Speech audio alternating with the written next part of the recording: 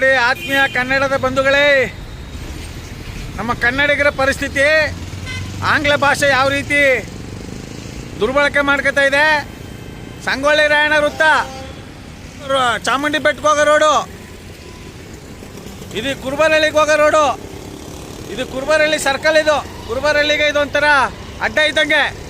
ಕುರುಬರಳ್ಳಿ ಸರ್ಕಲಲ್ಲಿ ಇರ್ತಕ್ಕಂಥ ಸಂಗೊಳ್ಳಿ ರಾಯಣ್ಣ ವೃತ್ತದಲ್ಲಿ ಆಂಗ್ಲ ಭಾಷೆಯಲ್ಲಿ ಜೋಸ್ ಅಲ್ಕಾಸ್ನವರು ಯಾವ ಮಟ್ಟಿಗೆ ದರ್ಬಾರ್ ಮಾಡ್ತಾ ಇದ್ದಾರೆ. ಇವರ ಗುಲಾಮರಾಗಿರ್ಬೇಕು ನಾವು. ಇಂಥ ಏಡಿಗಳಿಗೆ, ಇಂಥ ಅಧಿಕಾರಿಗಳಿಗೆ ಏನು ಮಾಡ್ಬೇಕು ಹೇಳಿ ನೀವೇ.